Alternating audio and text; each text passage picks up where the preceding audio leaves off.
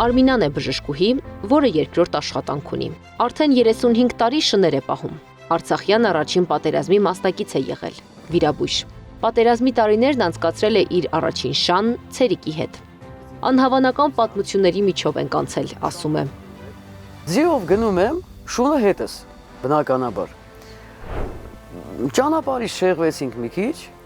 մեկ էլ տեսնեմ ինչ-որ մի հատ պայթած էս է կաղնած, տրակտոր մեծ։ Զարմացա, լայն ճանապարհ բան տակ դել, հետո հասկացա, որ ճանապարհից շեղվել եմ ու իմ ճանապարհը լրիվ հակառակ կողմն է։ Որը հետ չդառնամ, ձոր էր։ Ձիու հետ ու շունս հետը իջանք բարձրացանք։ Դուրս եկանք մեր պոստի վրա։ Շանս տեսան, ճանաչեցին, որ այդ ձորից բարձրացողը ես եմ, ձիու հետ։ Արմին ասին, ո՞նց ես անցել։ Ասի սովորական։ Ասում ես ամբողջ ձորը ականապատված է։ Ես ձիով, պրոստը գիտեք ինչպես, շունը գնում էր, ինքը ոչ մի ձևի սովորացված չէր ականների բաների, ինքը այսպես ոլոր-մոլոր գնում էր, ես էլ ձիու հետ իր հետևից այդպես գնում էի։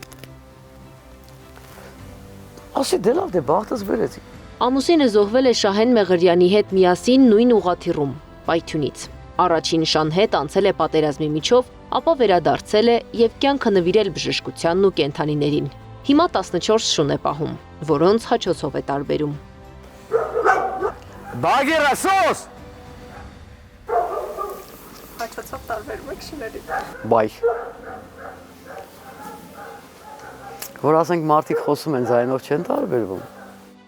Յուրաքանչյուր շուն, որին Արմինան վերցնում է պահելու, իր պատմությունն ունի։ Տասնամյա Բագիրան շների այսպես կոչված մայրն է։ Սիրով է ընդունում ամեն նոր, վիրավոր ու վնասված կենդանուն, որ միանում է մեծ ընտանիքին։ Բագիրան ինքը մաման է,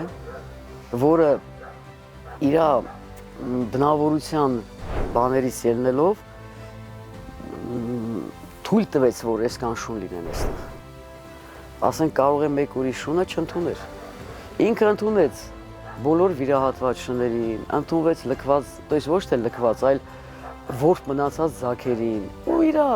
ձագերի պես պահեց մեծացրեց։ Փողոցում ապրող կենդանիների խնամքով կամ հատուկ կացարաններ են զբաղվում, կամ Արմինայի նման կամավոր անհատները։ Պետությունն ուզում է թափառող կենդանիների խնամքի, անվտանգության հարցերը կարգավորել օրենքով։ Նախագիծը, որն ազգային ժողովն ընդունել է առաջին ընթերցմամբ, կենդանասերների շրջանում բողոքի ալիք է բարձրացրել։ Դինգո թիմի հիմնադիր նախագահ նահազանգում է, նախագծում քննեցման արգելքի մասին առանձին կետ չկա։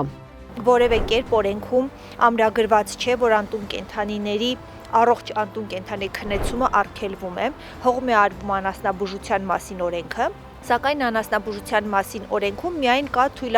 որ դեպքում թույլատրված չէ քննեցնել, բայց արգելք առողջ կենդանիների քննեցման որպես այդպեսին չկա։ Մտահոգություններին հակադարձել է նախագծի համահեղինակ Մերի Գալստյանը։ Նախագծերով չի նախատեսվում կենդանիների քննեցում որպես քանակի կարգավորման տարբերակ, կենդանիների սպանդ թաքնված ինչ-որ կարգավորումների տեսքով։ Օրենքի մյուս խնդրահարույց կետը համայնքային ոչ առևտրային կազմակերպություններին պետական վերահսկողությունից դուրս մնալն է, կարծում են կենդանասերները։ Ըստ նրանց, Երևանում գործող կենդանիների խնամքի կենտրոնը, օրինակ շներին ստերջացնելու փոխարեն, ժանտախտ էր տարածում կամ որսում եւ քննեցման եղանակով զրկում կյանքից։ Բողոքի ակցիային մասնակցել էր նաև Արմինա Նալբանդյանը։ Տենդերներ են շահում, չես հասկանում, այդ շանը որտեղ է ստերջացնում, ինչպես են անում։ Ես չեմ առնչվել դրա հետ, բայց ստերջացված շունը կլիպսը վրան հղիանում է։ Գիտեք ինչ, պետական գումարներ են վատնվում դրա համար։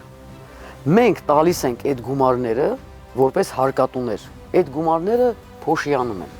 Կենդանասեր համայնքը չի հանձնվելու, մինչև նախագիծը չփոփոխվի, պնդում է Դինգո թիմի նախագահ Օվսաննա Հովսեփյանը։ Մենք նախաձեռնում ենք, այսպես ասած, չհանձնվել, որովհետև հատկապես այդ երկու կետերը, որոնք զանգվածային կենդանիների կյանքերի հետ են խաղում, պետք է պարտադիր փոխվեն եւ սա հանրային պահանջ է, հա, դուք բողոքողների մեջ կտեսնեք հասարակական կազմակերպություն 99%-ին կտեսնեք, հա, այսպես ասեմ։ Հետեւաբար սա հանրային պահանջ է։ Բողոքի ալիքին արդեն միացել են կենդանիների իրավունքների պաշտպանությամբ զբաղվող կազմակերպություններ Գյումրիից, Հրազդանից, Երևանից եւ մյուս համայնքներից։ Եթե նախագիծը չվերանայվի, կանցնեն զանգվածային գործողությունների։